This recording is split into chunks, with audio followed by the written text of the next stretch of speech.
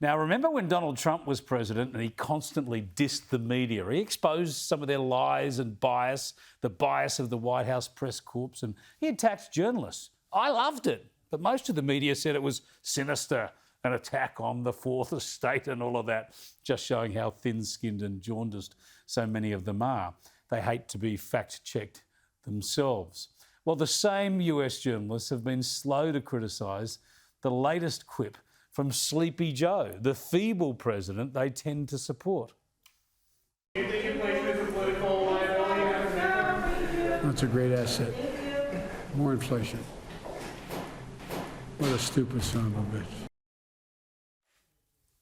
Yeah, Biden attacking Fox News reporter Peter Doocy. No outrage from most of the journalists, of course, because they're hypocrites. Democrats, the left, it's okay for them to attack the journalists.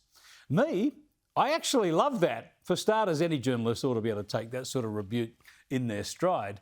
But secondly, it's the sharpest unscripted line I've ever seen from Sleepy Joe. Normally he's just nodding off or stumbling over some scripted lines, but that was a genuine, off-the-cuff retort from the president. Good for him. He lives. He must have been having a pretty good day. Let me bring in the Daily Telegraph's blogger to the nation, Tim Blair. Thanks for joining us again, Tim. That was good from Joe Biden. No one gave him that line. He thought of it all by himself and let it rip. Yes, he's suddenly his own man. This is the day he truly became the president. But it's fascinating to look back at the reaction from different journalists when Trump had a go at various reporters. And they went into like a week-long spasm of grief and mourning. It was like, this has shattered them. It endangered them. And then you look at the reaction of Peter Doocy, the reporter, the Fox News reporter who was targeted this time. He's laughing. He's taking it, as you said, he's taking it in his stride. The differences are profound on the right and left in the US, in the media, as in every other sphere. Yeah, I think Kevin Rudd, for instance, has suggested that people like you and me should be hung, drawn and quartered. But, I mean, I don't see anyone running to our defence. Hey, tell me, you did something great for the nation over the last few days, and you reflected on it in your column yesterday. That is, you sat down and watched the whole 2 hours of Joe Biden's press conference. And, my God, when you transcribed some of those comments, it was tough reading. It was one of the most inelegant columns you've ever written. Well, when I began to feel sorry for myself about halfway through the 2-hour process, but then I remembered someone who suffers even more, the poor White House staffer who has to write those transcripts in the first place. Oh my word! You'd be rewinding and playing it over, and what did he mumble then? And eventually you just have a go at it and just thrash it up, put it on the site, and think, God, I'm earning my money here. You could actually hear him and see him thinking and trying to remember what was the point he was starting to make at the start of the sentence, and then he completely loses the plot. Yeah, he was asked at one point, and this is the slab that I went through for the column. He was asked at one point about the political potency of school closures or school openings. How would they affect the midterm elections coming up in November?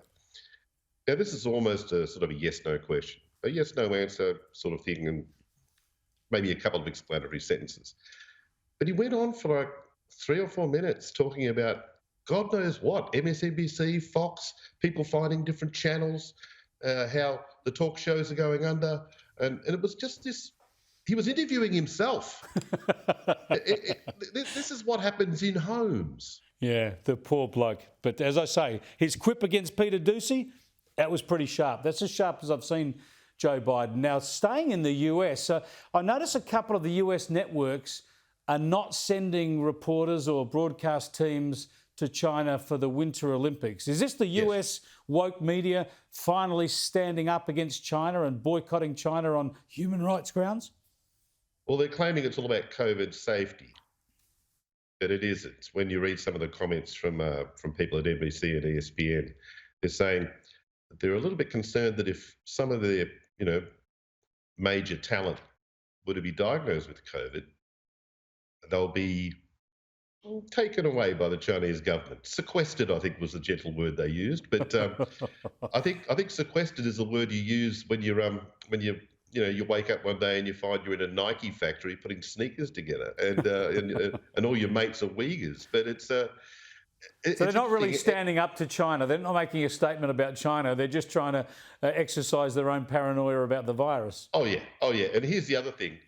They're not sending any of their on-camera talent. They'll all be broadcasting from the US, but they're sending all the technicians and all the support staff. So bye, guys. You just found out how much your network loves you. This is the one time you really do need a union, and hope that they're Beijing sympathetic. Now, I've got to get you on New South Wales. This stuff from Dominic Perrottet today, it depresses me so greatly because he was the great hope of the side. Yes. But we're going to keep QR code check-ins, even though they're useless, just because we want to keep the bedwetters confident. Well, I've never felt more confident than when I'm waving a phone at a code. It makes me walk a couple of feet taller. Like, big, look at that. I mean, this is how stupid these things are. I mean, I remember once I was in some country town. I went to grab a dinner at some pub, and they'd shut every entrance to the place except for one. They had 2 security guys out there, 2 within the foyer, another one to check driver's licenses and IDs. But I didn't actually have my phone with me, so I just waved my wallet at the QR code. And it worked. Like, apparently it's a magical wallet that has QR code reading capacity, and they just waved me in. They had all this stuff out there, and they still waved me in on a wallet.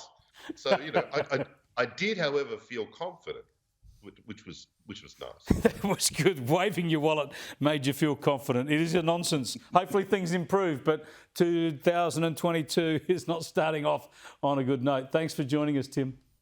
Good on you, mate. Thank you. Tim Blair, you can read him in the Daily Telegraph, and through their site you can get his blog all hours of the day and night. It's fantastic stuff. He'll be joining us every Tuesday this year.